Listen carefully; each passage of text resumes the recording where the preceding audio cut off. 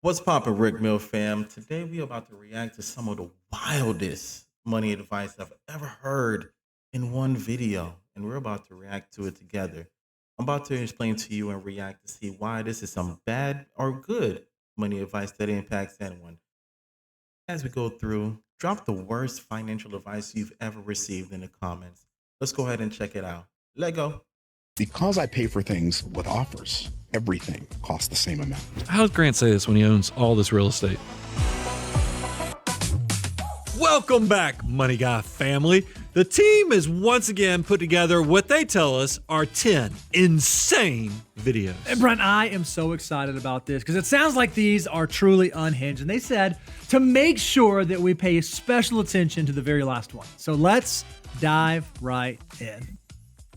I'm going to say this, and I might get a lot of criticism for it, but I will. Take that loan from your 401k. What? Take that loan from your 401k What? only if you have been fighting for your life to get a little breathing room with your finances. You've been budgeting. You've been cutting back on expenses. You've been trying to save. You've been trying to do everything. You've been trying to do right by your money, but nothing is working out for you. You just can't catch a break. Number one, that's your money. Now, the employer may match up to a certain percentage, but some of that money that you earned and worked hard for is being contributed to that as well. Number two, the interest rates on the loan is usually lower than a bank loan or anywhere that you can get from a financial institution. Number three, only use it for like an immediate fund. You're trying to build up your savings, you're trying to pay off debt, or you're trying to, use it towards a down payment on a home or something. Do not, and I repeat, do not go and use this for no BS. This is not for no clothing. This is not for none of that, and not even for a vacation. And lastly, if you're going to use it to pay off debt, please, and I'm really hesitant even sharing this because I don't want anybody to take this and say, oh, I did this, but you're not responsible with it. If you're going to use it to pay off debt, do not go and get the debt that was freed up from you paying it off with the 401k loan and run that debt back up, because now you just right back in debt with the credit card specifically, and then you still got to pay back this loan. It's just like a balance transfer, which I ain't gonna get too deep into that. Matter of fact, I'll make a separate video about it. But again, like I said, I was hesitant making this video, but it can really help some people if used responsibly, if used intentionally, and you have a plan for the money. So please only use this if you're gonna be responsible and it'll really benefit you. Do not use this to enhance or increase your consumerism. He went both directions. All right. So before the advisors give their intake on this, let me give my perspective as what I would say about this. No, don't borrow money from your 401k. If you had to ask my opinion, do not do that. Compound interest is one of the most common or most powerful building factors inside those retirement accounts. By removing that working capital inside your retirement account, the compound interest can't work as effective to compound over time. I believe it was Albert Einstein that said the compound interest was the ninth wonder of the world.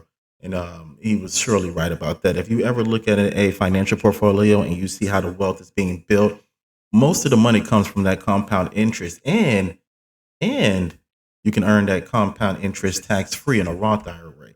Let's see what the advisors are saying about this as they go ahead and put their insight as well too.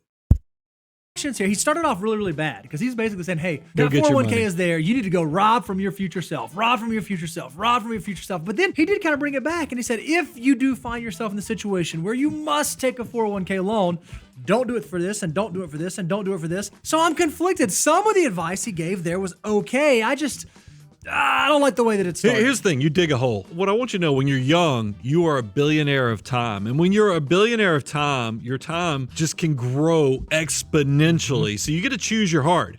If you are young, you only have to use a little bit of discipline in your savings because your money's just going to grow upon itself so much that your life is going to be great, and that discipline's going to be rewarded. If you dig the hole like he's talking about, because everything he was talking about there, a lot of it was consumption decisions, bad decisions with spending more, lifestyle, and so forth. If you take a loan and you also have these consumption habits, you're never, ever going to get out of the hole. And that's just the reality of the situation. And that's why it made my stomach hurt watching that video, because I didn't see a way out. And that's why I try to tell you, just take a little bit of today and you can build your great, big, beautiful tomorrow. And just to tack on to that a little bit there, he's absolutely right. The habits that you actually utilize to even get in those issues to get the loan to begin with is likely going to be your downfall.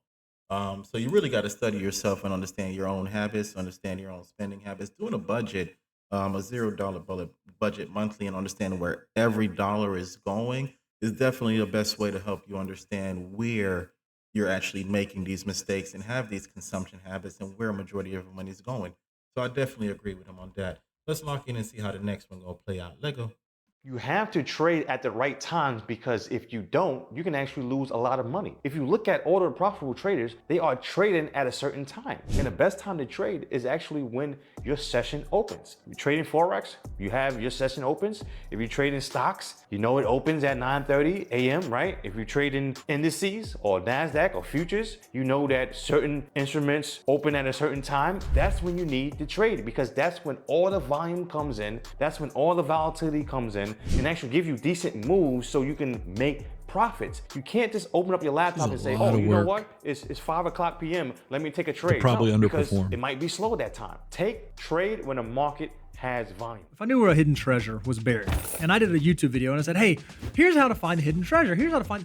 Do you know what immediately happened? Everybody would go get the hidden treasure. The hidden treasure would not be there. So him saying, hey, if you're going to day trade, the best time to trade is just when the market opens, the very beginning. Then everyone's just going to trade when the market opens, the very beginning. If it were that easy, then everybody would do it. That doesn't even pass any semblance of common sense that just picking what time of day you trade is going to dictate whether or not you have some sort of profitable trading strategy. Whenever I meet people and they find out what I do for a living, they immediately want to talk about stock tips, trading, and then I think I break their heart because I tell them, you want to know what I do with my money? I buy index funds. All of this, and what's funny is I've had neighbors who are telling me the latest and greatest. I can name off all the different stocks. And then they come to me usually 3-4 years in the future and they go, you know what? I actually started paying attention. And that S&P 500 fund that you've been talking about seems to outperform. Does even better than stocks. Meanwhile, I'm wasting hours. My tax preparation fees are higher. I feel like I'm just upset because my portfolio is bad this day or I'm to the moon on days that it's up. That's just so much hassle factor. Instead of timing the market, I think you ought to focus on time in the market. He's absolutely right. Absolutely right. If you don't know who I am, let me go ahead and shout y'all out and give y'all an introduction. The name's Rick Mill, 20-year financial services professional. Been in the field, started anywhere from been inside the branches, working as a branch teller, all the way up to management, also in being in brokerage firms. Listen, I got friends that day trade, do it every day. I got friends that make a living off of day trade. You do not have to be in the markets as it open in order to make a killing. They are in the markets all day, every day, making a killing. I ain't got the balls to be out here doing them high trades. But if that's for you, kudos. I'm gonna buy a whole type of fella, regular EFTs. Just keep it nice and simple. We not doing all that extra day trading. We just gonna buy and hold. All right, let's go ahead and see how the next one go and play out. Let go. Here's how you get ahead of everybody in your high school. Go get a side job, use that money to build a side hustle, get $500 saved. Now you can go to Nike and Adidas and buy sneakers at discounted rates and then flip them for a profit on eBay, Amazon, and Facebook Marketplace. Like and follow for more money-making tips. I do like the hustle factor. I knew guys who cut grass in high school and actually made like adult money in high school. So you can go side hustle and make good money. Look, I don't get I'm not a sneakerhead. I know people struggle with boats too, because the best 2 days on boats is the day you buy it and the day you sell it. But we knew somebody who actually made money because they knew the market so well in boats that they could buy and sell and turn a profit. But that is so obscure that I think there's too many transaction costs, because if you buy these sneakers, there's going to be a cost to list, to sell, I don't know if that's there's gonna be a cost to list, a cost to sell, a cost to just hold them. Here's what I'd rather you do. If you're gonna go get that side job and you're gonna go make $500, don't go buy a pair of Nike shoes. Go buy some shares of Nike. Go buy the company itself, or better yet, just buy the S&P 500 index and let your money do that way. So rather than you having to create this private exchange where you're buying a product and trying to sell a product for upcharge, why don't you go to the original source? That's what's beautiful about publicly traded markets, is you can actually be an owner in these companies. So if you're doing the hard work of creating the side income, doing the side gig, it is much easier to put your money to work than having to go figure out how to go create a separate business on top of the business that you've already created. Bo, I have a question. How many clients have come to us as prospects that made all their money in sneakers? We have 0 sneaker millionaires right now. All right, so definitely agree with getting a side hustle in high school. I'm not even gonna lie. Most of the high schoolers, if you are watching this, definitely if you're able to come up with an extra 500 a month, those are all great ideas. Definitely, I'm not in the sneaker hustle, so I wouldn't be able to flip sneakers. But just dump that money into a Roth IRA, earn that money tax free, or earn the interest tax free, so that when you do reach of age, all that compound interest that accumulate over time, you can just withdraw that tax free. And starting early, man. I mean, time is one of the main essence when it comes to building wealth, from what I've seen. You know, um, definitely if you're able to come up with extra 500 and you debt free as a kid or as a teenager in high school, listen, man. If you're coming up with extra 500 a month, dump that in your Roth IRA, spread that out into the appropriate investment fund, so that way you can mitigate that risk. As he stated, the S&P 500 that is beating out the market all day, every day. So buy and hold. Time is your best friend. Let's see how it plays out with the next crazy advice that they're giving. Let go. Look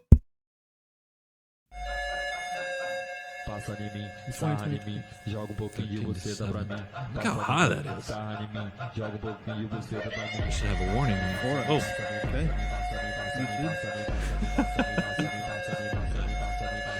Do you realize what a shot in the dark each one of those is? Oh, yeah. I mean, it's like playing the lottery. I mean, every one of those things was some speculative play. And also, even like YouTube, it is not easy to make a lot of money on YouTube. And we're content creators. We have larger platforms. It's work. So it cracks me up that so many people aspire to it and I don't think they realize the commitment you're actually signing up for, because there's a lot of quit that happens before you actually reach success. This video could have said, hey, here's one of the ways. If you want to go be rich in 2023, just go be a professional athlete. Oh, okay. Well, that makes tons of sense in the world. Well, I may not have the skill set or the ability or the wherewithal to be a professional athlete. That's the same way if you want to be some sort of social media marketer, or you want to be some sort of YouTube person, or you want to get into Forex trading. There's not a high level of success in any of those markets. There are levels of success, but to think that you're just going to start out and go do that in 1 year, be rich and successful, I think it takes a little bit more work and a little more effort than that. That is the fine print wealth, meaning that there are people that have made money in every one of those things, but it ain't gonna be you, because it is the just smallest of small fractions. If you want to know how real wealth happens, it's the index funds, it's buying the markets, it's putting hard work to work so your army of dollar bills can work harder than you can with your back, your brain, and even your hands. Said a home is a terrible investment. It is a terrible investment. Doesn't cash flow. You don't get big tax write-offs because of it. You have no leverage. You're living in it. You're paying for it. You never own it. Even when the loan's paid, you don't own it. Really? No, you still got to pay property taxes. Still got to insure it. Still got to maintain. Listen, I don't mean to cut Grant off. Grant, apparently he's doing some amazing things in his own personal life. I'm going to keep it real like this. Listen, young man, own your home. Free and clear. Own your home. Own where you lay your head. That's definitely one of the principles I would say that I live by. Own your home. I don't know the best way to put this. It's definitely a wealth building tool, because the equity that you earn in the home and over time, it definitely equates to a lot of people's wealth. I can't agree with Grant on this one, man. I don't really think that owning your home is really as renting, where you raise your children, where you raise your family, where you lay your head is your peace. To own it, especially in states like Florida, where we're actually trying to move away from property taxes, so you can get away from that mentality of thinking that it's more of a rent to own, or that you're renting your property that you own to the government. Definitely by having that homestead tax placed inside, and having their home property in Florida as your primary property. What Ron DeSantis is doing, is based on what I'm seeing, is that he's trying to make sure that Florida residents get away from that property tax, just for this same mentality right here. I don't know, man. When I listen to Grant, man, it sounds like he's saying, hey, let me own the home and you rent from me as I own it, so I can get the paper and the equity. But let's see what Grant got to say, man. I earn nothing but respect, man. Shout out to Grant.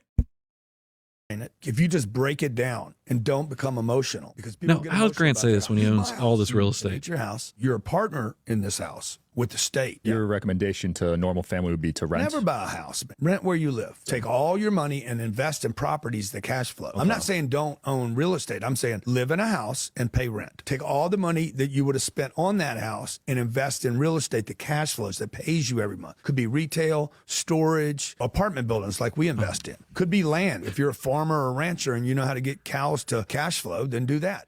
Here's the question. Does Grant rent his houses? Well, honestly, I don't know the answer to that question. There's a good chance Grant may say, "Oh yeah, I do." No, I've seen. If you all you have to do is go on YouTube and you see he has beach property, he has all this other stuff because he's made YouTube videos with it all in the background. And I can't imagine. Maybe he is. Maybe this is MTV Cribs edition. But I disagree with about 112% of what Grant says all the time. However, he did have some glimmers in there. He said, "Hey, you can invest in rental property. You can invest in cash flow businesses. You can invest in assets that'll have a real return for you." That's true. Those are all true and factual and actual things. That is different than, hey, if you want to live somewhere and you know you're going to be there for 5 to 7 years and you want to be able to set roots and you want to be able to own it, or as he says, be in partnership where all you got to pay is property taxes once the mortgage is paid off. There's nothing wrong with that. And a lot of millionaires do that. If you actually look at the recent studies, most Americans, the majority of their wealth is locked up inside the equity, inside the home that they own. So owning a home can be a wonderful way to build wealth over the long term. Certainly not an absolutely necessary way, but suggesting that everybody should rent because trying to own a home is a terrible investment. Your primary home is not supposed to be an investment. It's supposed to be a use asset. It's supposed to be shelter. It's supposed to be where you raise your family. That is different from money you are deploying to go work hard for you for the future. well, how about wealth is beyond the money? How much fun is made by having neighbors that you become best friends with, that you raise your kids with? There is a lot more to life than just what's on your net worth statement. There's something to be learned by that. Yeah, and before we go ahead and jump over to see what number 5 is, I definitely wanted to take a moment to interject there, and I'm going to be stopping throughout the video just to give my intake. Financial services has definitely been a part of my life for a very long time. So one of the books that I definitely want to reference into this is that I'm thinking of is The Richest Man in Babylon. Number 5 was Make Thy Dwelling a Profitable Investment.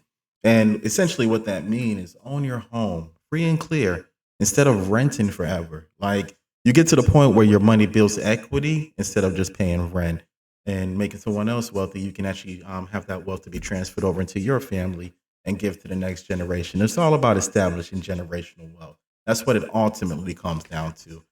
So that's why I disagree with what Grant said on that one. But it's definitely great for Grant if you go and he buys the property and you rent from him. So it works out. I see the selling point. But let's see how this play out. Let go. On Airbnb to retire. So I pay $700 a night for this Airbnb. As you can see, this is just an average setup. It's not anything fancy, but it's the location. If you take 700 times 30 days, that's $21,000 a month. This house probably goes he's renting it between all 30 $700 days. to $750,000. So when you I do Airbnb. You ain't always renting all 30 days, 365 days. It ain't happening. It ain't happening like that. go get a loan with a bank to buy a second home, don't tell them that it's going to. Man, listen, don't do that. Don't do that. Pay off your first home, own it free and clear. If you want to convert that to Airbnb, then do that. So that way you don't have that risk these months when the property is not being rented out. And then now you looking like, dang, I got to come up with the mortgage payment. I don't agree with that advice. Not across the board for everyone. Some people are in a financial position where they can do that. But if you just get into the game, I ain't rocking with that advice. Oh, yeah. Rental, complete fraud. It's a rental, you have to put 20 to 25% down. So what you do is you tell them that this is your secondary vacation house. So you. Yo, this man is on a next one. He literally said lie just to go ahead and get the lower rates on the new loan for the new property. Listen, don't do that. Trump is actually I think it's a senator that he was talking about currently going after now, and they're getting at him for the same reason. He was claiming he lives in another state to go ahead and get those benefits. Now he's facing jail time. It ain't worth it. Don't commit fraud. That's not the way to go.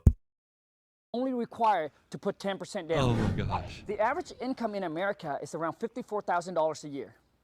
Just by renting this house out for 3 months out of the year, you make $63,000. So boom! That's if you rent it every single day for 90 days consecutively, you would do that. And he just encouraged you to commit fraud and likely get arrested. That was the advice that he suggested. I've often wondered, you see content creators all the time post on social media that I just did this and I made $10,000 in 10 days. And then what they want you to do is they want you to do exactly what he does, extrapolate that 10 days income and assume they do that every 10 days and they make a gazillion dollars a year. That's not the reality. I can promise you that Airbnb is not rented 365 days.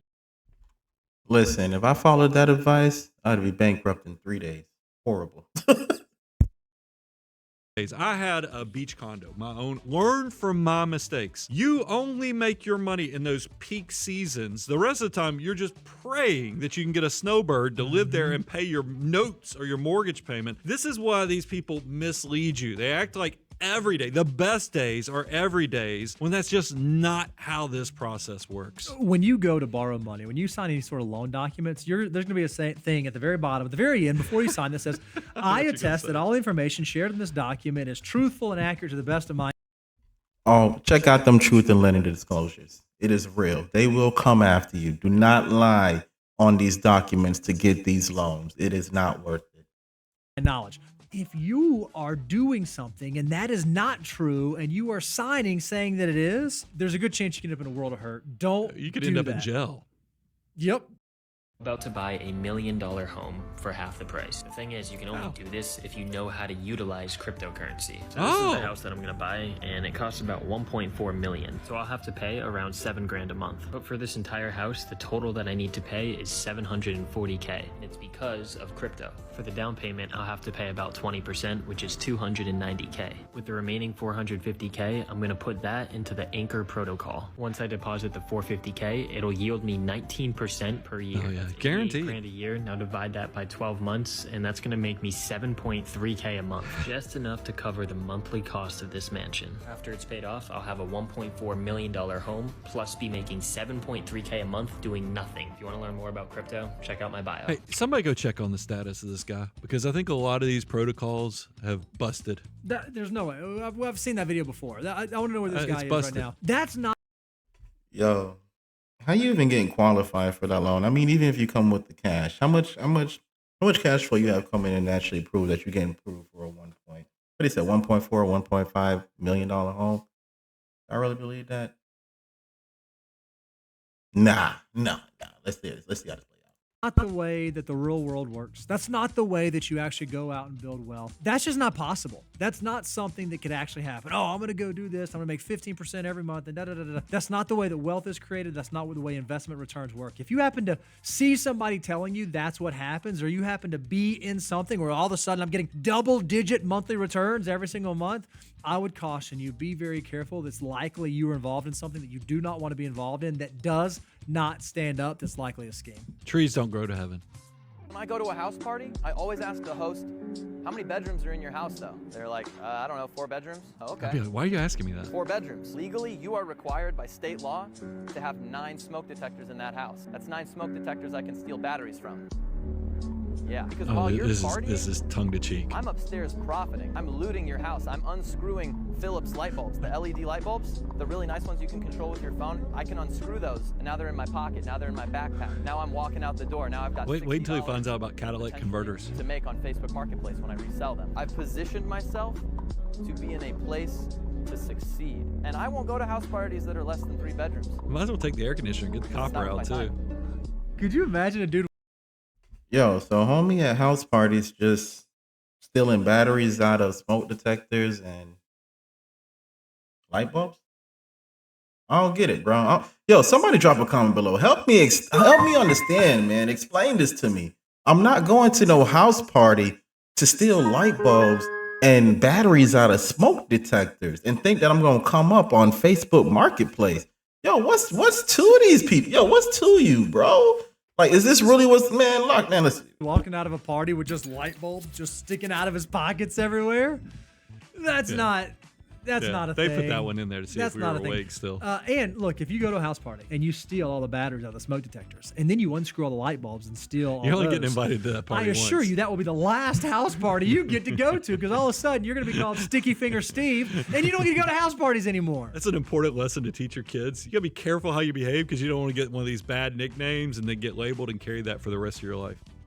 Because I pay for things with offers, everything costs the same amount. It doesn't matter if it's this watch or this phone or a brand new car or a private jet. It all costs the same amount. Now, I know that sounds crazy. I'm going to look at something I'd like to buy, and it's outside my current spending comfort zone. A car. I'm going to buy a $100,000 car. So I can look at that car, and if I make $100,000 a year, I ask the question, is this worth a year of my life? You know what I'm going to do? I'm going to create an offer.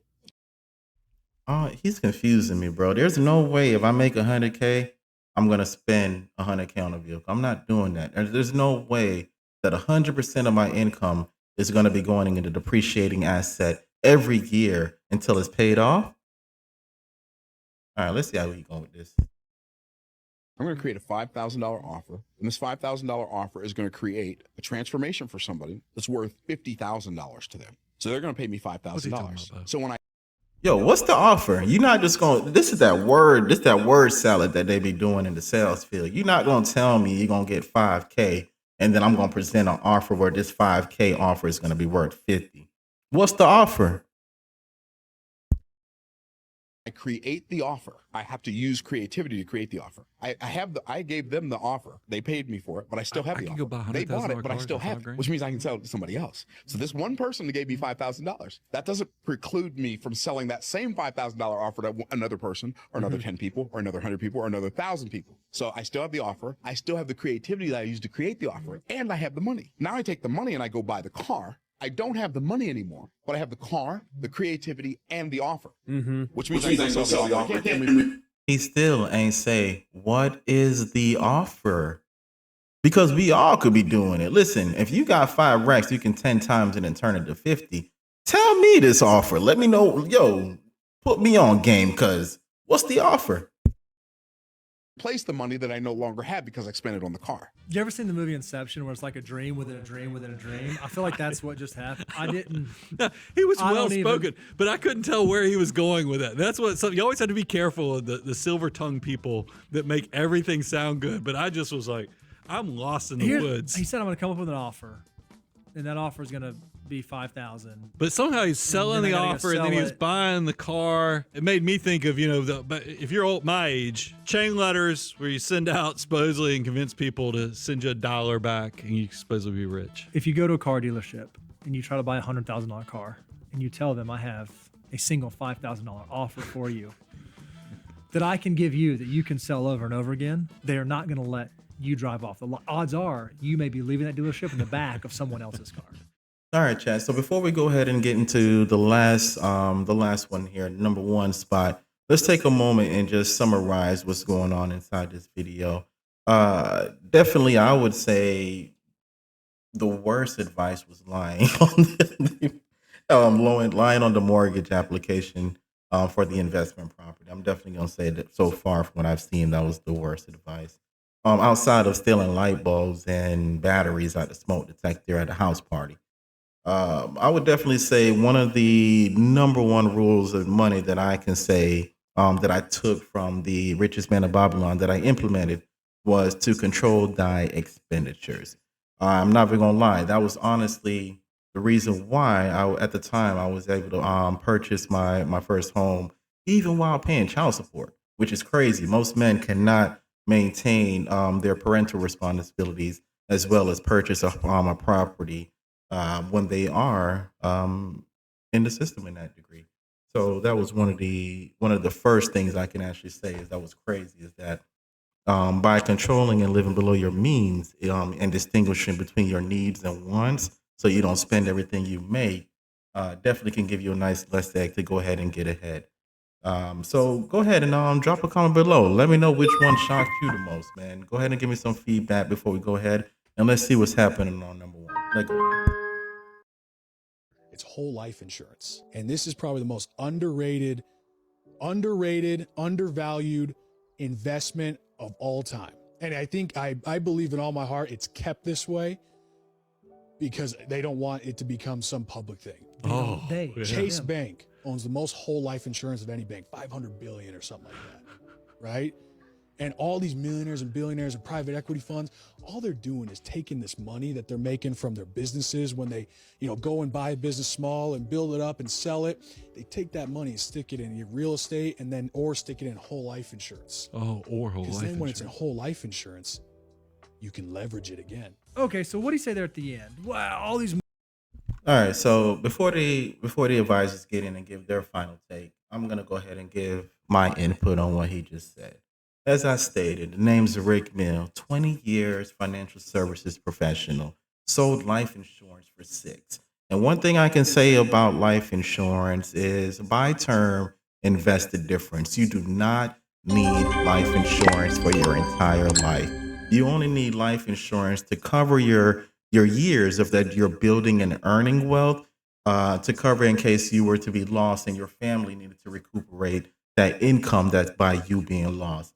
But once you do accumulate the wealth, the need for life insurance diminishes. If you have the cash, I mean, you can keep life insurance at that point, but once you do properly invest, earn the compound interest, stay debt free, do all those great things to actually help you establish wealth, you do not need life insurance your entire life. I get what he's saying by some of them building that cash value, but when you break down and you actually look at the premiums that are being paid on a whole life policy and compare it to a term life policy, and then you were to take the difference between those two, term life is so much more feasible when it comes to the coverages of what you would need comparable to whole life, and it's a lot more cheaper.